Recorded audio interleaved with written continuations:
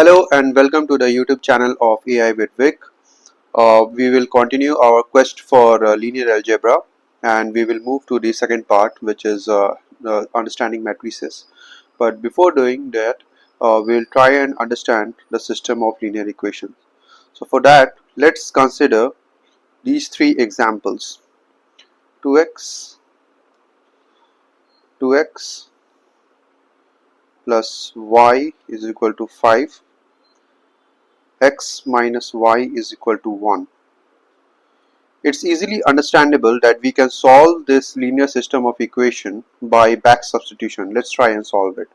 So from second equation, we know x is equal to 1 plus y, which we back substitute into the first equation to get to 1 plus y is equal to 5, which implies 2 plus 3y is equal to 5, which implies y is equal to 1, which we back substitute into the first equation to get x is equal to 2.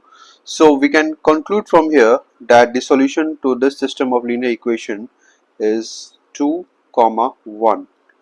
Geometrically, this basically implies that these two equations intersect at a common point, which is 2, 1.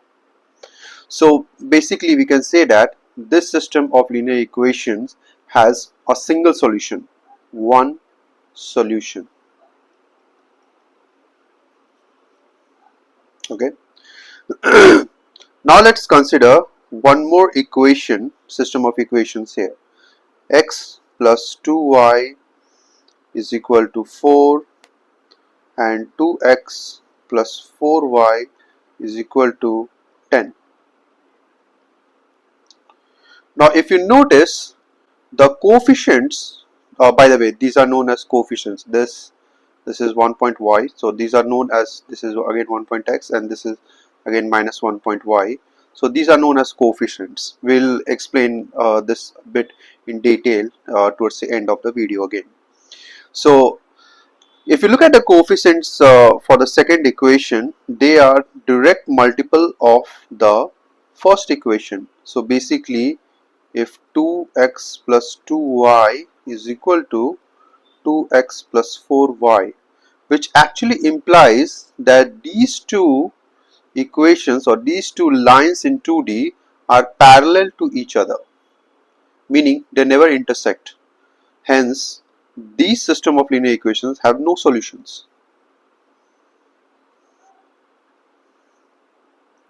Now let's understand the third type of problem, or the third type of system of linear equations that we have is 2x plus 3y is equal to 6 and 4x plus 6y is equal to 12. If you divide the coefficients by 6 and the whole equation basically by 6 here and the whole equation by 12 here, you will get x by 3 plus y by 2 is equal to 1, and again here x by 3 plus y by 2 is equal to 1, which basically implies that these two lines are the same. They basically lie on each other. What do we mean by this?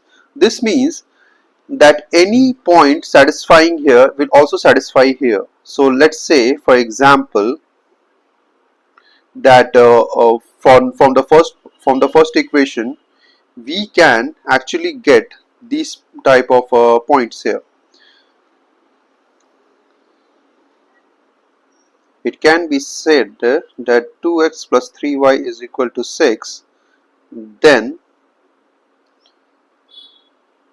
x is equal to 6 minus 3y by 2, right? So we can actually say something like this, that okay,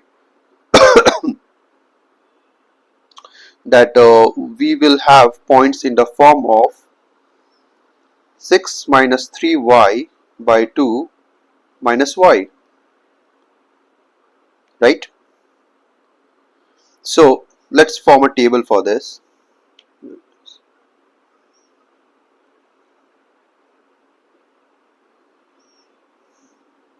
to understand this in a bit of details of what do we mean by that these two lines lie on each other.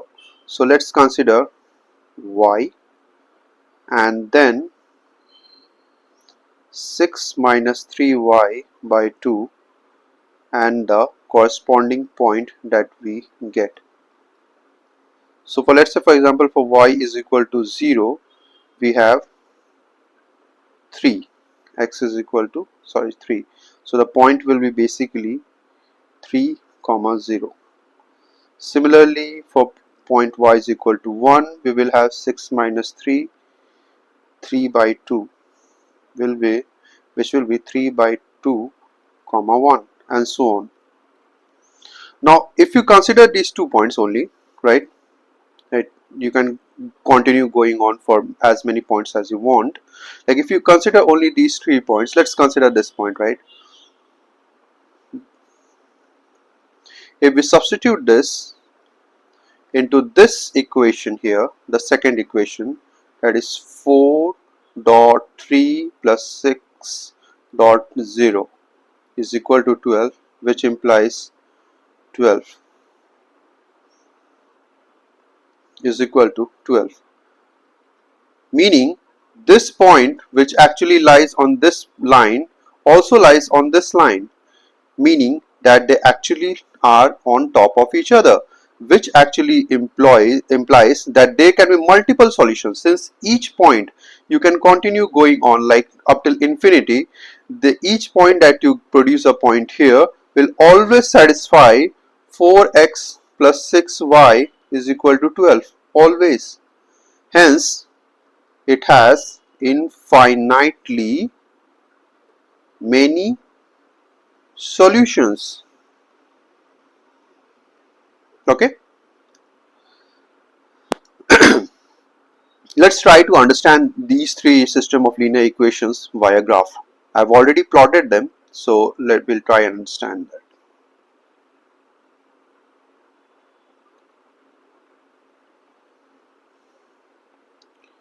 So here for the first equation we can see here, just a minute. For the first equation we can observe here that we have an intersection point here as we actually calculated. So this actually shows that these points are intersecting here. So you have a point. For the second system of equations, you can see here geometrically that they are actually parallel in nature. So there's actually no solution. They are never intersecting, right? And for the third one, for the last one, you have that these two lines actually, we showed that each point of this line actually lies on this line too. Basically each point on this line satisfies this line, so they basically lie on each other. There are infinitely many solutions here possible here. Now what if, like, if I want to represent this equation in a matrix form, how would we do? So 2 1 1 minus 1 x y is equal to 5 1, which can be written in the compact form of ax is equal to b. Now remember we told about coefficients in a little while ago. So this compact form has now a notation also. A is known as coefficient matrix, x is a column vector of unknowns,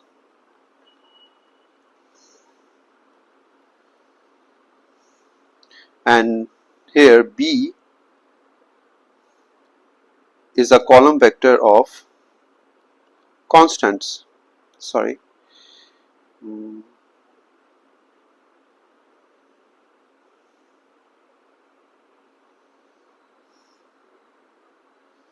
Column vector of constants.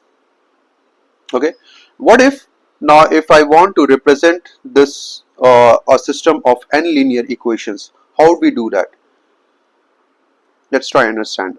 So let's say, for example, we want to represent a system of n linear equations which has basically got n unknowns. It could be a11 x1 plus a12 x2 plus a13 x3 dot dot dot a1n xn is equal to b1. Then this would be a21 x1 plus a22 x2 plus a23 x3 dot dot dot till a2n xn is equal to b2, and then again dot dot dot we have here am1 x1 plus am2 x2 plus am3 x3 plus dot dot dot plus amn xn is equal to bm. Now let's break it down a bit more.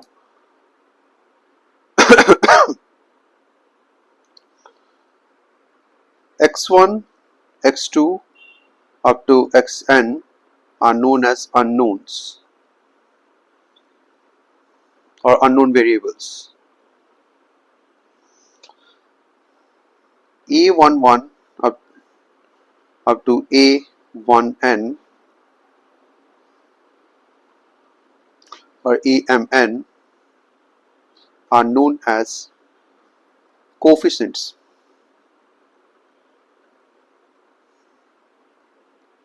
and similarly b1 up to bm are known as constants. Okay, let me just rub this.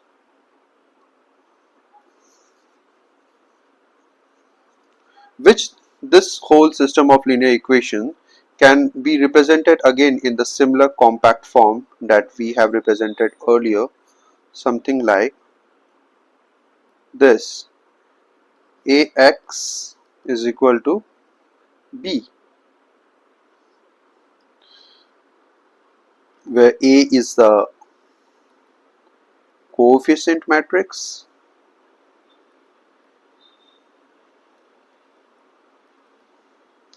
x is the column vector of unknowns, and b is column vector of constants. So this is basically the general form of representation of the system of linear equations that you see here, right? And this is the compact form. We will run with this throughout our series of matrices, determinants, and Gauss elimination method. So this is an important part. Uh, in the next part, we will go through with the matrices. If you like this video, if this video helps you, please like and subscribe the video. Thank you.